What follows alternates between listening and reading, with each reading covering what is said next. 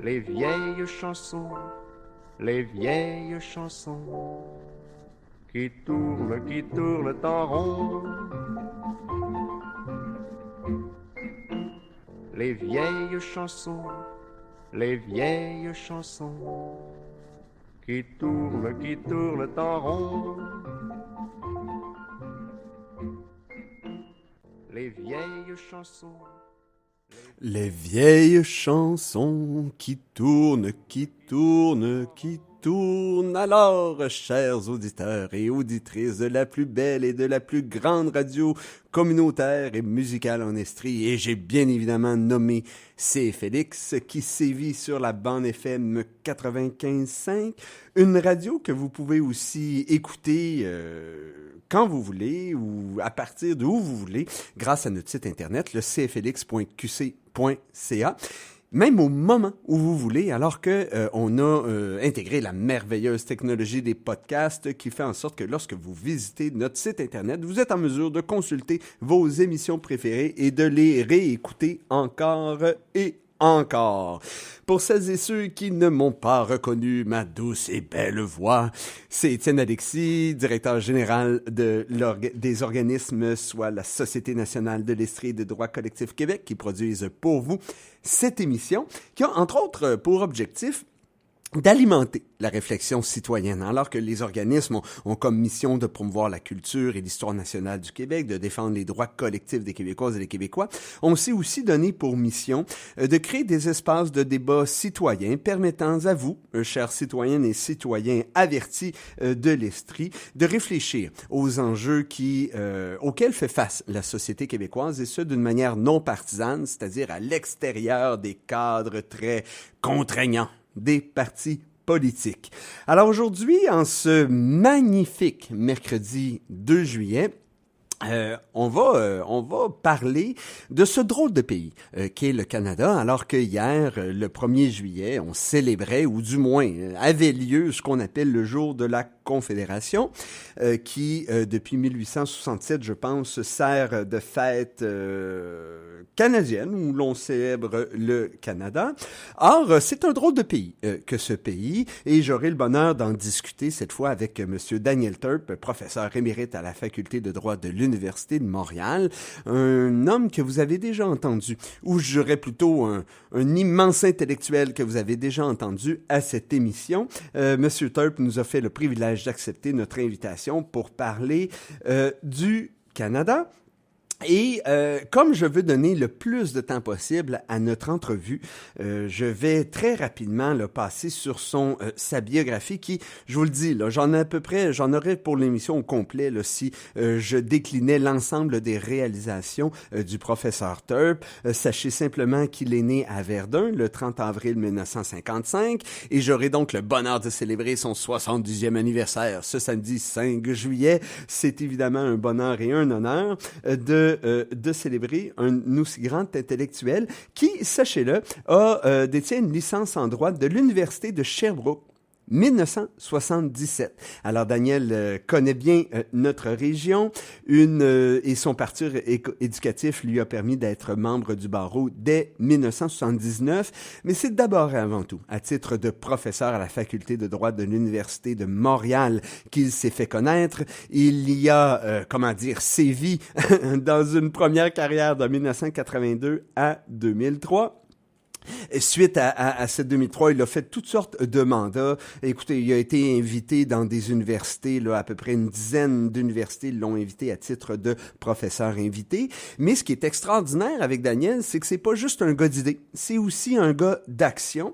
Alors que il a eu envie de traduire ses convictions dans la réalité, dans le concret, notamment en étant élu au fédéral, justement, à titre d'élu du Bloc québécois dans Beauharnois-Salaberry dès 1997.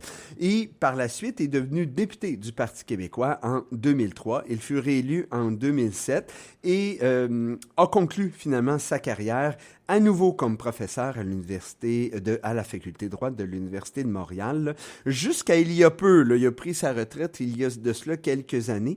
Une retraite qui ne lui a permis que d'être encore plus occupé que lors de sa carrière professionnelle en tant que telle, alors que Daniel, Daniel offre à plusieurs organismes, dont Droit collectif Québec, ses services à titre de bénévole. Je vous cacherai pas que pour Droit collectif, de le compter à la tête, à la présidence de son conseil d'administration, a été vraiment un de mes meilleurs coups à vie. Alors qu'évidemment, comptant Daniel Turp, président de Droit collectif Québec, peu importe comment nouveau est cet organisme, il est nécessairement crédible aux yeux de la société québécoise et de ses décideurs et décideuses. Je m'arrête immédiatement l'introduction. En fait, j'arrête tout de suite cette introduction pour entamer avec une première pause musicale qui me permettra de joindre par téléphone notre ami Daniel Turp. Et cette première chanson est une chanson thématique avec ce qui se passe aujourd'hui, soit on célèbre ou du moins on se questionne sur le Canada et la drôle de relation que le Québec a toujours eue avec cette entité politique. On va faire jouer une première chanson intitulée Résistance d'un groupe chouchou de cette émission, les Locaux Locaces, une chanson tirée de l'album Amour Oral, publié c'était 2004. Alors, on se voit tout de suite de l'autre côté de cette courte pause musicale en compagnie de Daniel Turp, professeur à la retraite de la Faculté de droit de l'Université de Montréal. Moi, le monde, je veux pas savoir d'où ils viennent. Je veux savoir où ils vont. Le monde, ils peuvent être blanc, jaune, noir, mauve, bleu, avec des pitons jaune orange. M'en calisse. S'ils veulent se battre avec moi, c'est mes frères. Alors, on n'est pas des racistes. Il faut arrêter de toujours s'excuser. Le problème est bien simple. Le Québec, c'est un pays conquis et annexé par la force. T'es conquis par la force des armes en 1760, puis annexé par la force avec l'acte d'union en 1840. La Confédération, c'est juste la suite de l'acte d'union. Donc, le peuple québécois est un peuple soumis, un peuple vassalisé, un peuple inféodé à un autre. C'est le débarras d'affaires qu'on qui font face au Canada. Regarde les gens qui rentrent dans nos affaires. Vaguement totalitaire. Le au nom de la nation. Sans intention, garder une attention constante sur les tensions. Attention, va maintenir la pression. C'est plus qu'une impression, mais toute question. Sinon, il y a régression. Vital de la mission, même si on se fait chier, je suis canne de l'action. Tous les 365 jours, 24 sur 24, à chaque tic-tac. Paranoïaque, excroissance de mon angoisse pour tous ceux qui s'en sacent, qui vaquent entre les reins de la vacuité. Les visés en sécurité, vaincus au spectacle de l'actualité. Comment faire l'épreuve de la réalité? Au royaume des aveugles, les rois sont des Kodak. À voir la vie en vrac, de vivre on a le trac. Puis pour oublier qu'on s'oublie, on marche pour l'Irak. Envergure qu'on enrobe, fierté qui se dérobe. Un peuple qui vit dans le garde-robe quand la moitié est claustrophobe. Au fond, y'a juste pour compte de propino, puis nous pour nommer cet opprobre. Attention, on va mettre la pression. C'est plus que la pression. On met la question, sinon la régression. Va caler l'agression. L'état de la muette, même si on se fait chier, chicane de l'action. Pas de chicane dans ma cabane au Canada, c'est comme ça. Ni oui, ni non, ni de nous, mon est minable, incapable de choisir entre le lisse et le rap. T'es pas parti, pis tu joues pas la partie. Mais faut que tu rentres ou que tu sors. Un pied chaque bord de la porte. C'est le propre d'un Christ d'éclat fort. Quand je vois les stats, je constate qu'on est Québec et mat. On joue pour le bat en traînant de la balle. La larme coule sur ma joue et sonne sur mon tympan. Un pays sans enfants, sans nouveau sens et sans bon sens. On fait plus de flow, mais nous en faut pour tenir le ration à flot. D'autant que les petits gars qu'on a tripent sur le trépas à ce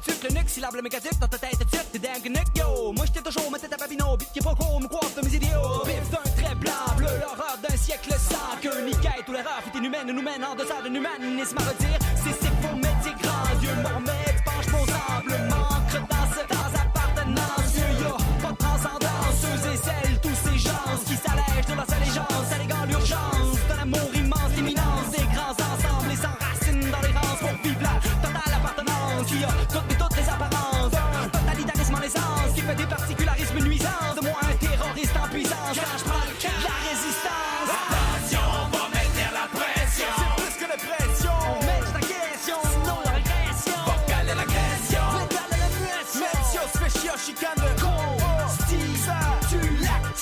Attention, on va maintenir la pression, c'est plus que la pression, on met ta question, sinon la régression, va caler l'agression, pédale la muestion, Metio se fait chier, chicane de constitution.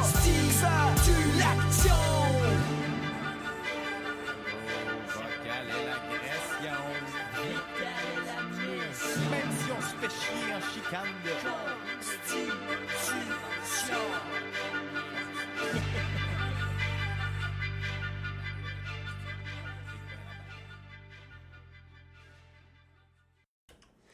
Si tu veux te battre avec moi, t'es mon frère. Peu importe la couleur que tu as. Que tu sois jaune, bleu, mauve, avec des pitons jaune-orange. J'aime tellement cette phrase-là, ça résume tellement mon état d'esprit. Et j'oserais dire l'état d'esprit de notre invité. Je le disais en début d'émission, on a le bonheur d'avoir M. Daniel Turp, professeur à la retraite, mais professeur émérite de la Faculté de droit de l'Université de Montréal. M. Turp, bonjour. Bonjour, M. Boucher, vous allez bien? Eh bien, avec une telle chanson, ça met dans l'ambiance, d'autant plus que j'ai le bonheur de vous recevoir à nouveau à l'émission. Et je tiens à vous informer, chers auditeurs et auditrices, Daniel et moi, on a pris un pari à savoir qu'on allait être en mesure de passer à travers les 8 questions prévues, sachant qu'on est deux loquaces, pour ne pas dire loco-local, je vous jure, c'est tout un défi et c'est pas, et que nous tenterons de relever dès à présent. Évidemment, Daniel, je me permets de vous appeler Daniel, là, je vous remercie énormément au nom de l'ensemble des organismes qui prennent part à cette émission, soit la Société nationale, CFLX, Droit collectif Québec, d'avoir accepté notre humble invitation, alors que, moi, le 1er juillet, là, je peux vous dire que j'ai travaillé fort. Là. Je me fais toujours un point d'honneur de ne jamais prendre ce congé qui est férié de par la loi. Or, c'est quand même d'un nécessaire absolu de mieux connaître, je pense, le Canada, ses origines, ses traditions et les dynamiques sociopolitiques qui le construisent, le définissent, afin de mieux comprendre la situation dans laquelle se trouve le Québec, foyer national de cette nation francophone d'Amérique, vaincu par les armes en 1760, comme l'a si bien dit Loco Locas, et assujetti politiquement depuis lors, peu importe les accommodements raisonnables ou déraisonnables accordés depuis politiquement. Donc, en commençant, Daniel, une petite facile, là. Qu'est-ce qu'on fait le 1er juillet? Quelle est l'origine de ce qui met qu'un congé férié quelconque? Le 1er juillet, c'est la date d'entrée en vigueur de la loi constitutionnelle de 1867. Cette loi britannique qui créait une colonie appelée Dominion. Il n'y a pas vraiment une grande différence entre les deux appellations, là. Mais c'est donc la date choisie et qui résultait de la création de cette fédération qui n'était pas un pays, là.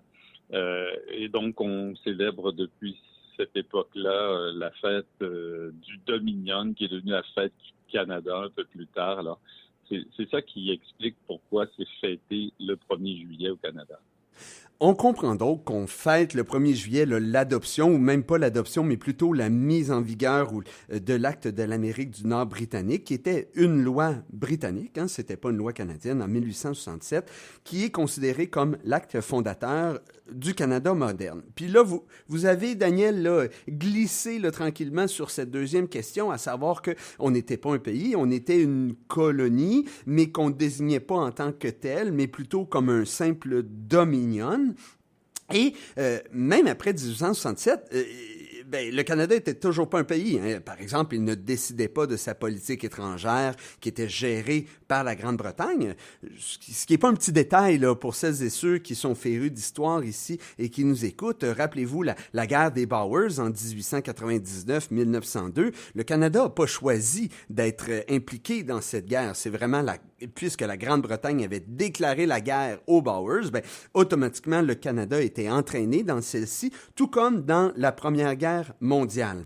Alors, ce n'est que pars-tu du statut? Oui, OK. Ce n'est que dans une suite d'événements, dont 1931, avec l'octroi, si on veut, du statut de Westminster, grâce auquel le Canada pouvait désormais décider lui-même de sa politique étrangère, qu'on allait tranquillement vers l'idée d'un pays véritablement indépendant. J'ai le goût de vous poser une question, Daniel. Bon, on parle de 1867, on parle de 1931, mais encore en 1931, le Canada n'était pas tout à fait ce dont on se fait à l'idée comme étant un pays. À quel moment le Canada est devenu un vrai pays?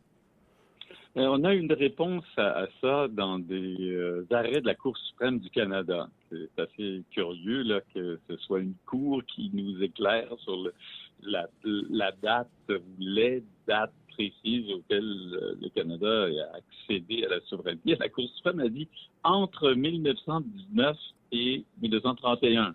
Il n'y a pas de date fixe, là. C'est pas le 1er juillet 1919 ni la date où le statut de Westminster est entré en vigueur. Ce qui laissait entendre que ça s'est fait progressivement. Par exemple, le Canada est devenu membre de la Société des Nations. Un pays membre en 1919. Il a conclu son premier traité en 1923, le traité sur la pêche au flétan sans l'intervention du Royaume-Uni. Mais ce n'est qu'en 1931, finalement, qu'on a pu dire que le Canada, devrais-je dire, ça s'en vient pour le Québec. Un pays souverain, même si en 1931, et ça jusqu'en 1982, il y avait une compétence qui lui manquait, celle de modifier lui-même sa constitution ou de grandes parties de sa constitution, notamment de l'Amérique du Nord britannique, comme elle s'est appelée jusqu'en 1982. Alors, donc, ça s'est fait progressivement, l'acquisition par le Canada de compétences qui l'ont amené à être un État souverain et indépendant. Autrement dit, Daniel, comme il m'arrive fréquemment, je serai en désaccord avec cette décision de la Cour suprême du Canada, alors que pour moi, c'est une évidence. Vous n'êtes pas un vrai pays tant que vous ne pouvez pas modifier vous-même la Constitution, votre loi fondamentale.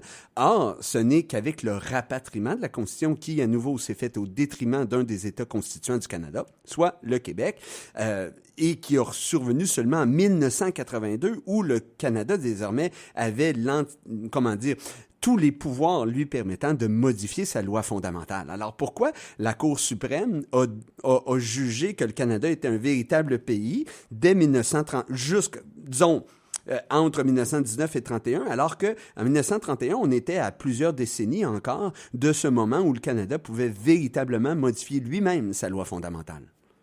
La réponse à ça, c'est que le Royaume-Uni ne pouvait intervenir pour modifier la Constitution du Canada qu'à la demande du Canada.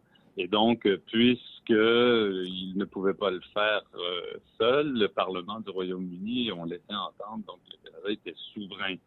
Et par conséquent, donc, la Cour suprême n'a pas considéré que le pays n'était pas souverain parce qu'il y a une partie des compétences d'amender sa Constitution ne lui appartenait pas en propre parce que c'était quand même seulement avec le consentement du Canada que le Royaume-Uni pouvait intervenir. Mais on a vu quel excès ça a donné parce que quand on a voulu rapatrier cette compétence d'amender sa Constitution au complet, le Canada l'a fait sans le consentement du Québec. Il y a 9 provinces, puis l'État fédéral, leur législature, ensemble, ont rapatrié ça sans le consentement du Québec. Donc, le Québec a subi ce dernier vestige là, d'une espèce de colonialisme qui durait. Et le Parlement du Royaume-Uni, finalement, a décidé d'aller de l'avant, même si le Québec n'avait pas consenti. Alors, c'est pour ça d'ailleurs que beaucoup d'entre nous souhaitons l'indépendance du Québec, parce que quand on modifie la Constitution sans consentement d'un de ses peuples fondateurs, alors il y a un problème. Il y a comme un problème. Maintenant, on va laisser les gens, les neurones de nos auditeurs, auditrices se reposer un peu après deux questions robustes. On va tout de suite, Daniel, aller en chanson. Et cette fois, vous savez, le 24 juin dernier, on célébrait non seulement la nation québécoise, mais on célébrait aussi le 50e anniversaire d'une chanson qui est absolument extraordinaire et qui, peut-être, un jour, pourrait être désignée comme notre hymne national. Et je ne parle pas de la chanson de Raoul Duguay, mais bien de la chanson Jean du Pays de Gilles Vigneault.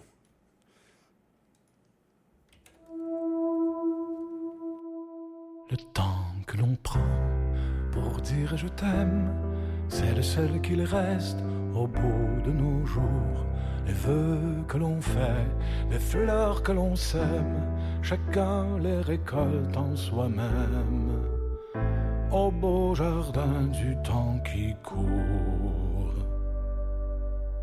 Gens du pays, c'est votre tour de vous laisser parler d'amour.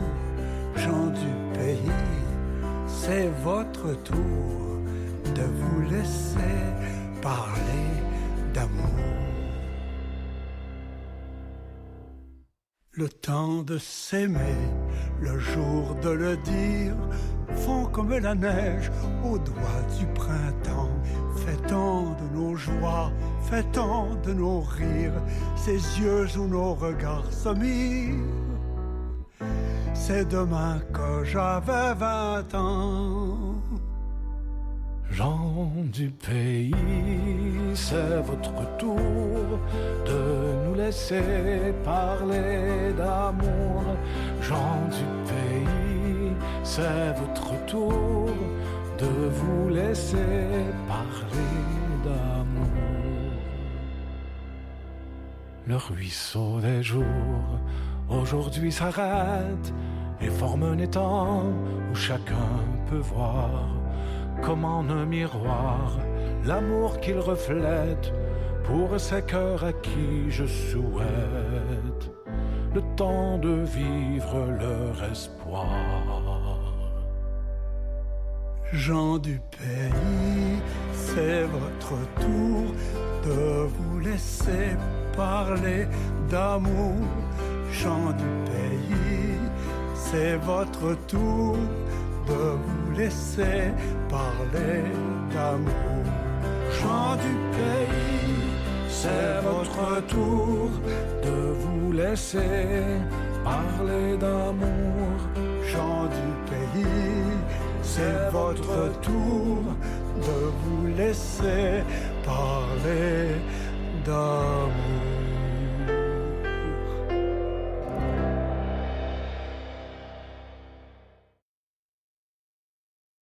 Alors, vous aurez peut-être reconnu la deuxième voix d'un autre monstre de la chanson québécoise, et je parle bien évidemment de Paul Piché, qui, pour cette version de Jean du Pays, accompagnait notre poète national et historique. Daniel Turp, professeur à la retraite, professeur émérite de la faculté de droit de l'Université de Montréal. Depuis la Révolution tranquille et la prise en main partielle du destin québécois par les Québécoises et les Québécois, l'idéologie canadienne a subi de profondes transformations sociopolitiques. Notamment, le premier ministre canadien, Pierre Elliott Trudeau, a érigé les droits et libertés individuelles en véritable dogme, tout comme la philosophie associée au multiculturalisme. Ça a eu pour effet de stigmatiser les Québécoises et les Québécois qui, en tant que nation désireuse et nation minoritaire, désireuse d'adopter un cadre législatif lui permettant de mieux protéger son identité, sa culture et ses droits collectifs. Or, le Canada ne peut pas effacer son histoire marquée par une forte discrimination envers plusieurs des nations qui le composent, bien évidemment les francophones, mais aussi les nations autochtones ou encore d'autres groupes tels que les citoyens d'origine asiatique qui en ont bavé, par exemple lors de la Deuxième Guerre mondiale. Selon vous, Est-ce que l'intolérance canadienne envers les francophones, malheureusement toujours très en vogue au Canada anglais, pourrait être le résultat d'un effet de projection? C'est-à-dire qu'ils reprochent aux Québécoises et aux Québécois ce qu'eux-mêmes leur ont fait subir, comme à d'autres groupes nationaux présents au Canada. Oui, je pense que la réponse à ça, c'est oui. Puis que l'autre commentaire qu'il a fait, que c'est inacceptable d'avoir une telle attitude à l'égard de ce qu'ils considèrent bien sûr comme des minorités. Tu sais, les francophones du Canada, puis y compris ceux du Québec, parce que dans l'ensemble canadien, les Québécois francophones sont vus comme étant une minorité. Ben, le traitement qui leur a été réservé tout au long des années. Puis encore maintenant, tu sais, le Québec bashing, là, c'est une réalité là, quand on lit les médias du reste du Canada. Alors, et j'avais raison aussi de parler des nations autochtones là, qui ont tant subi de discrimination que même un genre chrétien voulait assimiler sans vouloir vraiment reconnaître qu'il s'agissait de nations qui avaient des droits collectifs. Alors, tout ça, c'est bien triste, puis ça change pas beaucoup. Et encore là, c'est une des raisons qui milite en faveur de l'indépendance du Québec et qui fait que on garde toujours cette option ouverte, parce que pour vraiment être d'égal à égal, comme le disait d'ailleurs René Lévesque, à la veille du référendum de 1980, ça supposerait qu'on ait l'indépendance et qu'on puisse détenir toutes les compétences. Puis de notre côté, par exemple, au Québec, étant indépendant, de bien traiter la minorité nationale que représentent les anglophones du Québec et les 11 nations autochtones auxquelles on a déjà reconnu le droit à l'autonomie, puis on pourrait reconnaître davantage comme nation méritant d'avoir une autonomie au sein d'un État du Québec. On change de sujet, Daniel Turp. Une dernière question avant la pause musicale. Puis je vous le dis, là, on est à peu près là où ce qu'on veut être pour réussir à poser nos 8 questions. Je suis vraiment très heureux. La scène internationale. Le Canada y a longtemps joué un rôle clé. Pour rappel, au lendemain de la Deuxième Guerre mondiale, le Canada possédait l'une des plus grandes armées au monde, évidemment un vecteur important dans la définition du statut d'un pays au sein de la communauté internationale. Un autre exemple, c'est que c'est au Canada qu'est née l'idée des casques bleus. Une autre réalisation d'envergure canadienne, une autre réalisation canadienne d'envergure, plutôt, est liée à l'adoption de la Convention sur l'interdiction des mines antipersonnelles en 1997. Or, aujourd'hui, le Canada semble avoir perdu de sa superbe au niveau mondial. Je prends par exemple à témoin les 2 revers qu'a subi le Canada dans sa volonté d'occuper l'un des postes de membre non permanent du Conseil de sécurité de l'ONU. Daniel Turp, une question toute simple. Comment le Canada en est-il arrivé là sur la scène internationale, c'est-à-dire avec une perte d'influence et de pouvoir manifeste? À mon avis, c'est parce qu'il y a eu un manque de leadership. Là. Le leadership que vous évoquiez, qui a fait, par exemple, que le Canada a contribué à la création de casques bleus et que Lester B. Pearson a gagné un prix Nobel de la paix, d'ailleurs, pour cette initiative, depuis lors, il n'y a pas eu vraiment de leadership. Puis dans les dernières décennies, encore moins. Puis celui qui a probablement nuit le plus au Canada, alors qu'il avait dit lors de son élection là, que le Canada serait de retour sur la scène internationale, c'est Justin Trudeau. Et donc, le Canada a cessé de faire partie de missions de maintien, de consolidation de la paix. Il s'est fait beaucoup d'ennemis aux Nations Unies parce qu'il ne soutenait pas correctement la cause palestinienne ou un certain nombre d'autres questions qui comptaient pour la majorité des membres des Nations Unies. Il s'est beaucoup trop aligné sur la politique américaine avec ce libre-échange là, qui aujourd'hui lui coûte cher. Et l'alignement avec les États-Unis, on le voit très bien, là, qui est tellement excessif avec ce retrait même par l'actuel premier ministre Mark Carney de la loi qui visait à taxer les GAFA. Là. Donc, je pense pour toutes ces raisons, le Canada n'a pas la réputation qu'il devrait avoir comme un pays de grandeur moyenne sur la planète. Et c'est une autre raison pour laquelle le Québec devrait être indépendant, parce que comme petit pays, je crois qu'on en ferait bien davantage, on serait bien plus respecté, un peu comme les pays scandinaves, les pays nordiques, la Suède, mais aussi les Pays-Bas et d'autres pays qui font leur marque sur la scène internationale.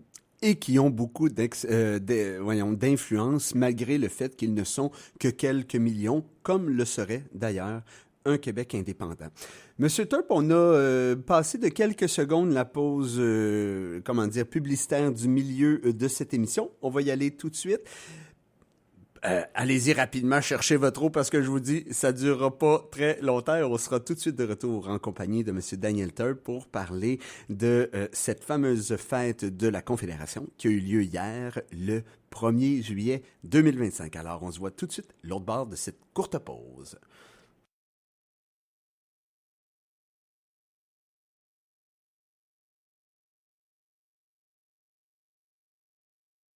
Dit 30 minutes. L'Auto-Québec présente la fête du Lac des Nations pour Mutuelle Assurance. Du 15 au 20 juillet, venez célébrer à la Sainte-Belle avec nul autre que David Pinault. Tactica. Débuteront à la Brunante entre 20h et 20h30.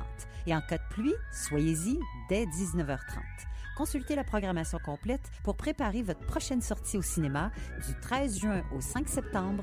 Visitez sherbrooke.ca/cinéma plein air. CFLX 95.5 FM. Pas pire, pantoute. Valère, Lost, Too Many Cooks et DJ Antoine.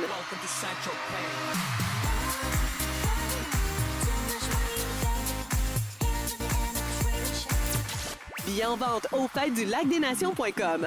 En collaboration avec Bell, SAQ, Kepler Gin, Ville de Sherbrooke, Tourisme Québec et Subaru Sherbrooke.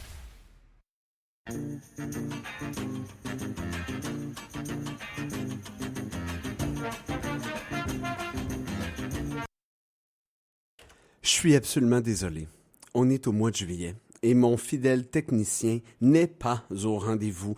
Alors, ça arrive, ce genre de petit bug technique là, quand on est un homme orchestre, puis on sait très bien que les hommes ne peuvent faire qu'une chose en même temps. Là, fait qu'imaginez le défi d'en faire 4.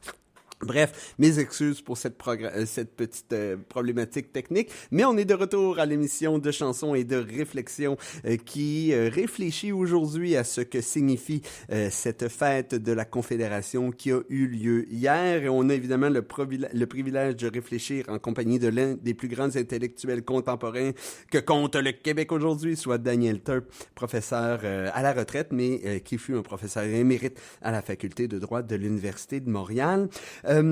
Daniel, une question complémentaire, comme ils disent à l'Assemblée nationale. Hein, là, vous la connaissez, cette fameuse question complémentaire, à la question d'avant sur le rôle, ou plutôt la perte d'influence qu'a subi le Canada sur la scène internationale. On l'a vu dernièrement, là, on a un drôle de voisin, hein, le président de la première puissance mondiale avec qui le Canada partage la plus longue frontière au monde, hein, commune, soit une frontière longue de 8891 km, en incluant bien évidemment la frontière Québec-États-Unis.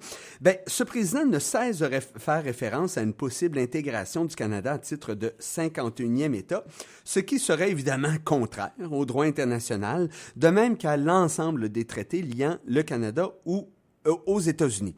Or, mettons que les réactions à l'international ont été plutôt mièvres sur une menace qui ne peut être balayée du revers de la main de par le degré de folie qu'elle représente. Daniel Turp, que pensez-vous de ce silence assourdissant, là, outre le petit bémol apporté par notre ami Emmanuel Macron lors du G7? Est-ce que ce silence serait en partie lié à la fameuse perte d'influence du Canada sur la scène internationale? Oui, je pense que ça aussi, c'est une analyse qui se tient bien. Là, le fait que le président des États-Unis menace le Canada, il l'a fait en disant que c'est par la force économique qu'il procéderait à cette annexion. Il avait été encore un peu plus...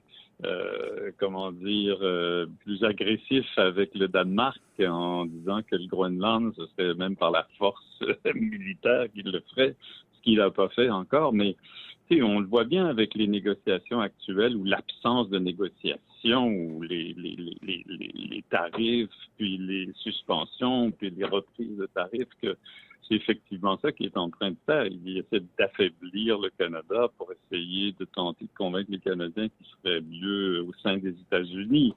Et quand très peu de pays viennent à la défense du Canada et sont silencieux, effectivement, le Canada n'a pas beaucoup d'alliés dans le monde, de toute évidence. Mais je pense pas que ça va se produire, puis les Québécois seront les premiers au front pour pas que ça se produise, parce que, à mon avis, il n'y a pas beaucoup d'avantages à être américain. On paierait pas une scène pour le dôme en or, là, qu'il semble dire. En effet. De toute façon, il y a eu des tentations québécoises.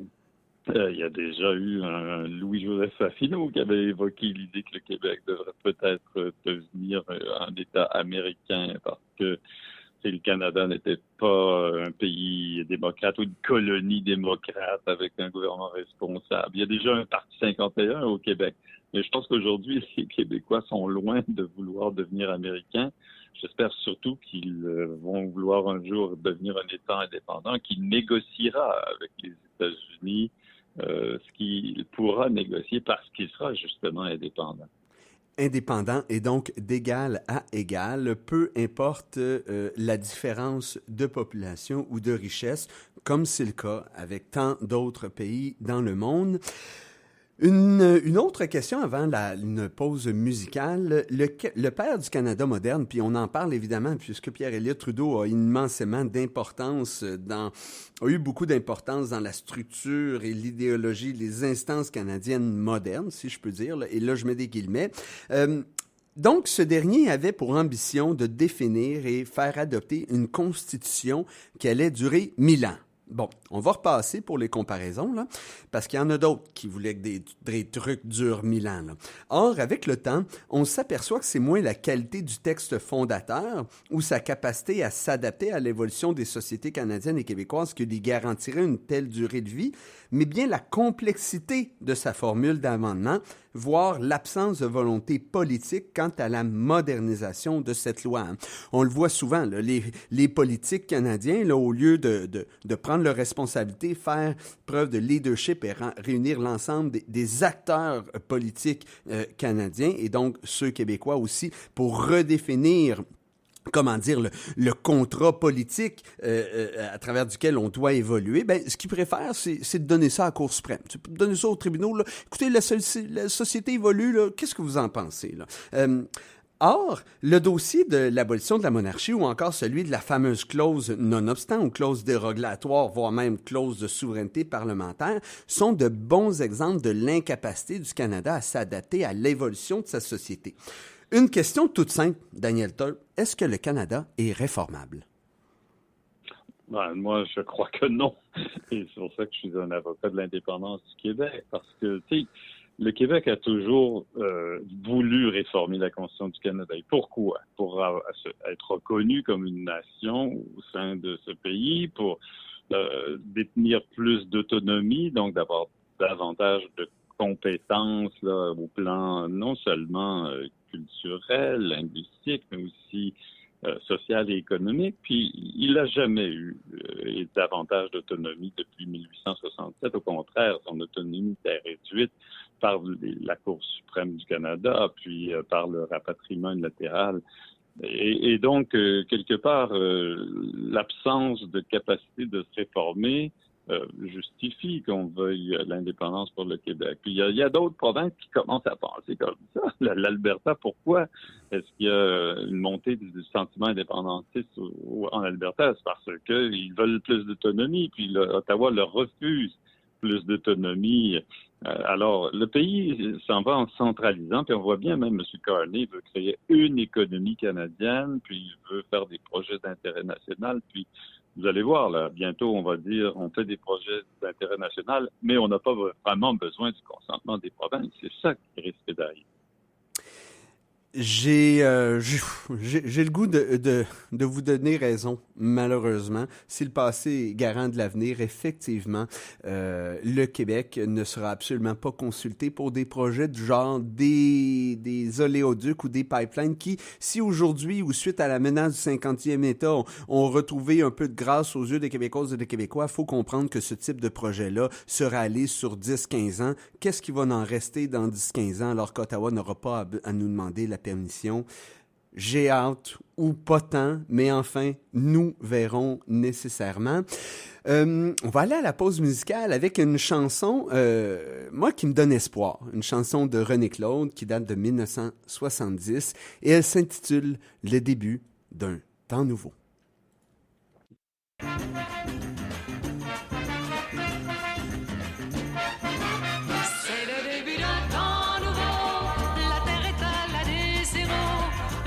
Les gens n'ont pas 30 ans, les femmes font l'amour librement, les hommes ne travaillent presque plus, le bonheur est la seule vertu. C'est le début d'un temps nouveau, nous voilà devenus des oiseaux, et dans les cumulus du tombeau, ceux du ciel et ceux du cerveau, les couleurs se mêlent sur la peau, c'est le début d'un temps nouveau.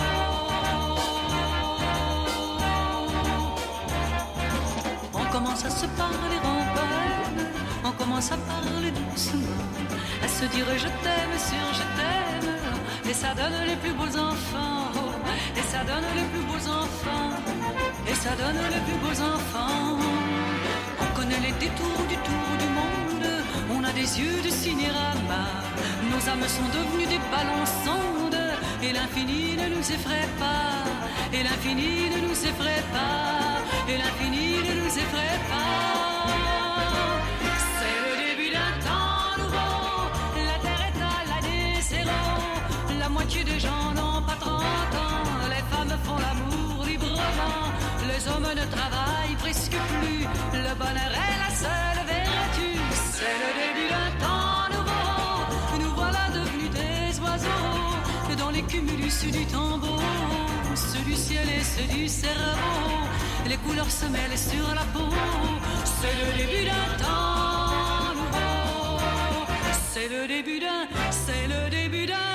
temps nouveau, la terre est à l'année zéro, la moitié des gens n'ont pas 30 ans, les femmes font l'amour librement, les hommes ne travaillent presque plus, le bonheur est la seule vertu, c'est le début d'un temps nouveau, nous voilà devenus des oiseaux, dans les cumulus du tombeau, ceux du ciel et ceux du cerveau, les couleurs se mêlent sur la peau, c'est le début d'un temps.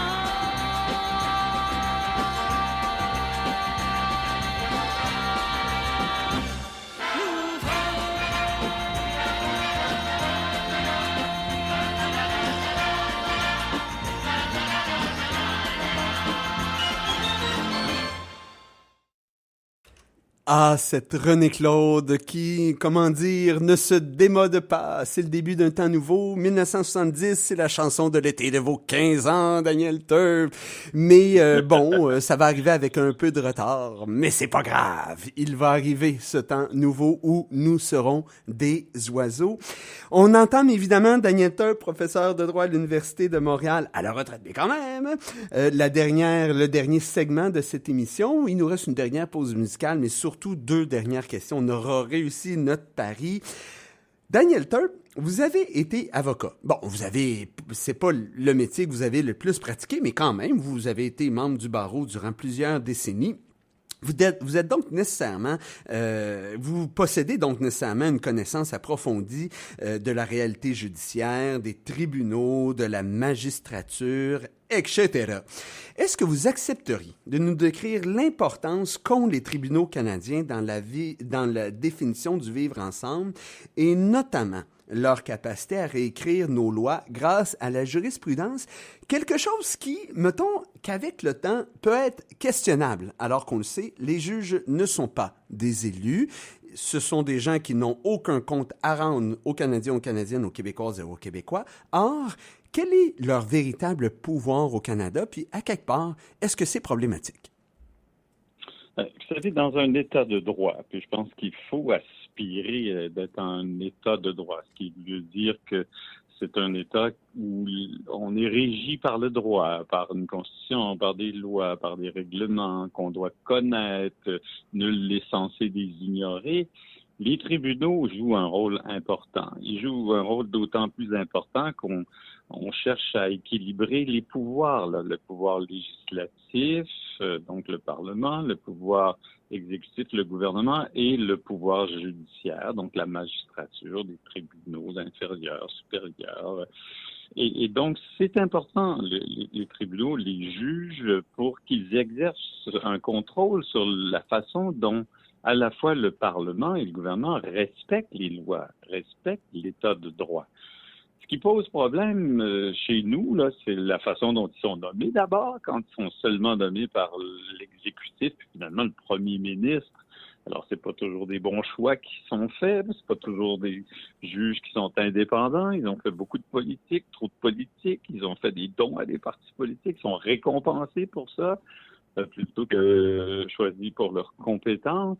Et aussi, quand on a confié aux juges la responsabilité d'appliquer des chartes des droits individuels sans tenir compte des droits collectifs, souvent, les juges, on l'avait dit au Québec, donnent plus d'importance aux droits individuels qu'aux droits collectifs.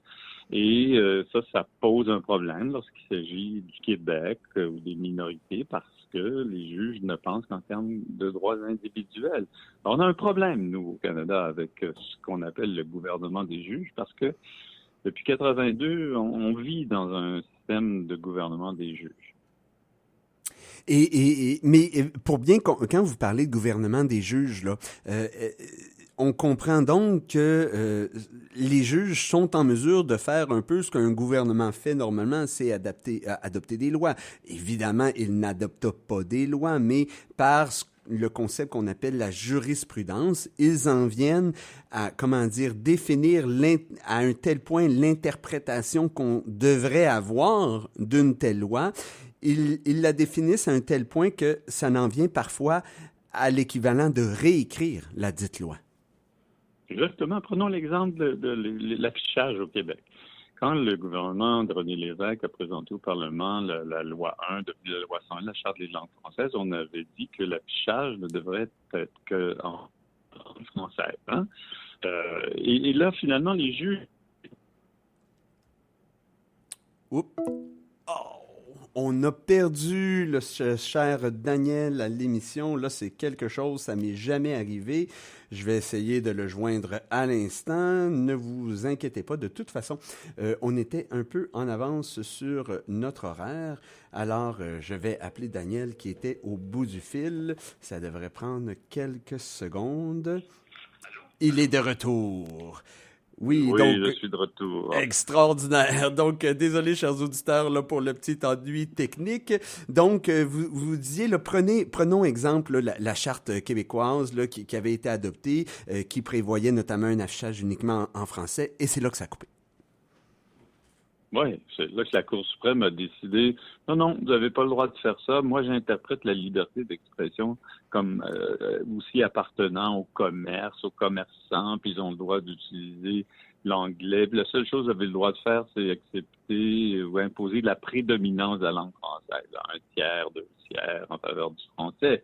Alors, donc, ça, c'est quoi, sinon que de légiférer à la place du Parlement du Québec? Puis, aussi, peut-être qu'on va voir bientôt la Cour suprême décider qu'on n'avait pas le droit d'appliquer le principe de la laïcité en interdisant pour les fonctionnaires et un certain nombre d'autres personnes qui exercent l'autorité au sein de l'État québécois, de porter des signes religieux. Alors là, donc, c'est les juges de la Cour suprême qui vont décider de ça, alors que le Parlement du Québec a adopté très majoritairement la loi sur la laïcité. Alors, donc, il y a une clause dérogatoire, mais quand on l'utilise, on laisse entendre qu'on viole les droits individuels de façon inacceptable. Alors, quelque part, quand on va décider de faire un Québec souverain, il faudra prendre nos précautions pour que les juges aient un rôle fondamental, mais qu'ils ne n'usurpe pas le pouvoir législatif et même dans certains cas le pouvoir exécutif.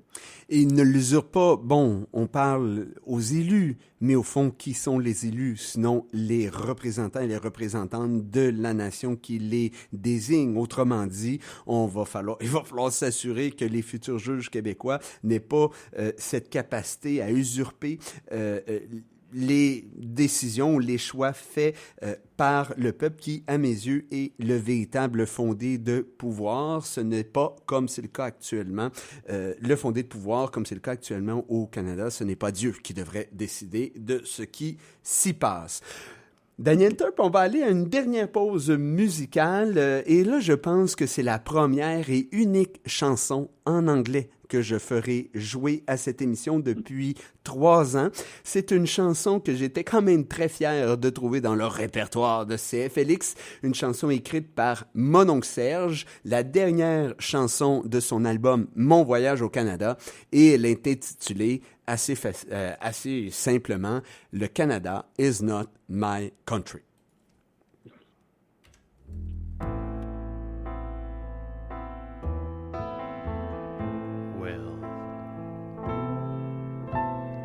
Frenchmen came from France to exterminate Indians, satisfy their appetite for genocide.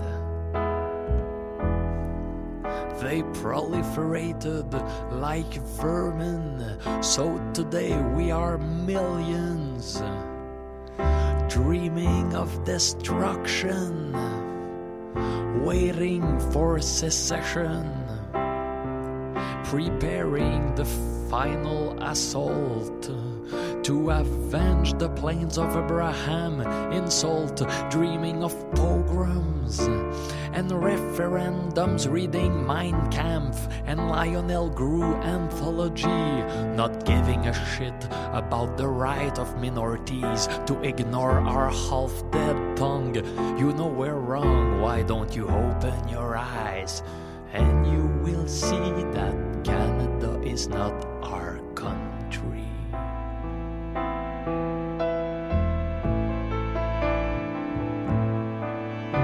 How do you want me to identify with a country where human rights are king? An open-minded land where multiculturalism is the thing.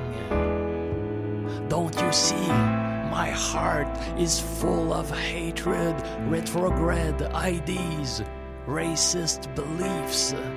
There is no place there for a maple leaf. Between 2 mouthfuls of pea soup, I count my munitions, I polish my 22. I wanna crush this miserable beaver under my thumb, strangle ministers, wear brown shirts, plant bombs. I like the sound of the boots in the military march and the Parti Québécois membership cards. Why don't you set me free? Why don't you see that Canada is not my country?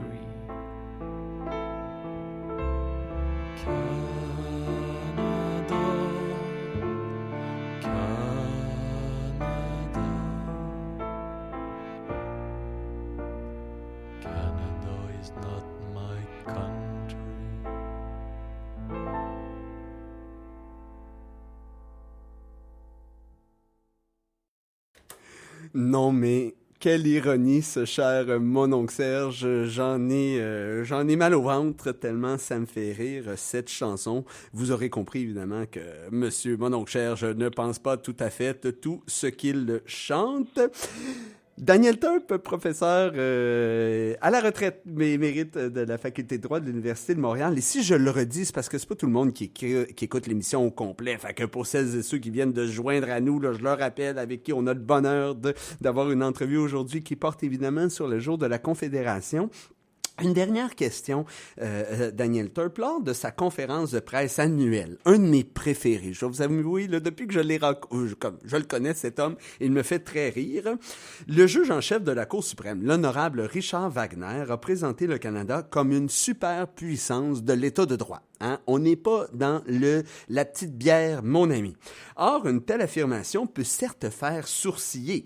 Pensons à la crise d'octobre 1970, au rapatriement de la Constitution du Canada, qui, on le rappelle, a été fait au détriment de l'une des parties constituantes du Canada, à l'érection de l'invasion des champs de compétences conférés aux États fédérés par le gouvernement fédéral comme une véritable politique de construction nationale. Je vous rappelle les mots de premier ministre Trudeau-Justin, cette fois-là, qui disait, il y a quelques mois, « Les champs de compétences, tout le monde s'en fout ». Ben, écoute, monsieur et madame tout le monde, c'est tel que tel, mais toi, comme premier ministre du Canada, tu devrais pas te foutre de la Constitution de ton pays. Ou encore l'incapacité, puis ça, je l'aime aussi, de la Cour suprême elle-même de respecter la loi sur les langues officielles. En un mot comme en mille, Daniel Turp, est-ce que le Canada est une superpuissance du respect de l'État de droit? Mais non.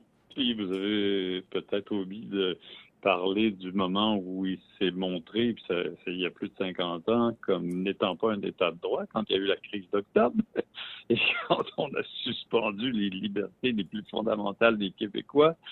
Et donc ça, c'est un exemple qui mérite d'être aussi cité pour dire que le Canada ne devrait pas trop se vanter d'être un État de droit dans son histoire. Puis si on veut un exemple très, très actuel, comment, dans un État de droit, peut-on justifier que Mark Carney décide de suspendre ou ne plus collecter les taxes pour les GAFA qui ont été adoptées par le Parlement et en disant qu'il va abolir la loi plus tard, il va abroger la loi plus tard. Alors qu'il y a d'ailleurs aucune assurance qu'elle puisse être abrogée parce qu'il n'y a même pas de majorité au Parlement.